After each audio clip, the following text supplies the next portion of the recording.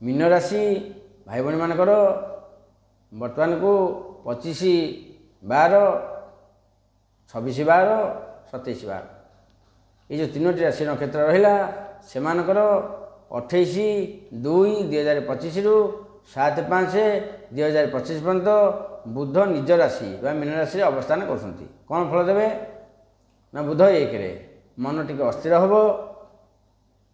जो कार्य करेंगे टी सन्देहजनक लगे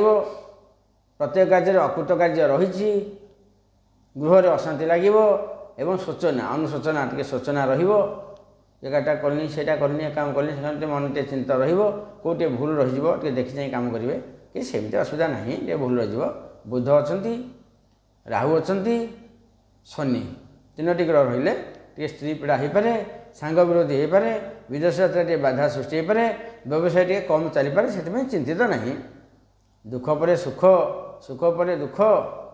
यथा गुरु अच्छी कुम्हार चक तेणु दुख पर सुख सुख पर दुख लगी फिर बुध खराब हो फिर भल हो शनि खराब हेल्ले फिर भल हो केतु खराब हेल्ले फिर भल हो एमती चलती भल मंद कि जो समय आम खराबटा आमको ज्वर हेल्ले घोड़ी शोवा जब आम जाए नईरे गाधेया बेसी हम जमी गोटे प्रतिकार सब जिन गोटे अच्छी ये जब प्रतिकार किसी करन ताल भल हम कौन करेंगे प्रतिकार मीनराशि भाई भाई मैंने ना अलैच गोटे मंजी 2टा मंजी तुलसी पत्र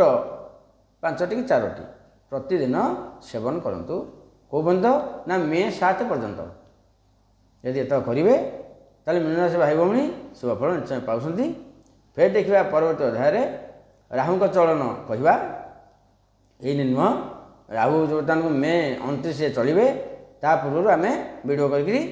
छाड़ू मसे 15 दिन थी एत आगुआ नुह मत आगुआ कह भल लगे टाइम देखिकी करवा ये रही हरि ओम तत्सत्।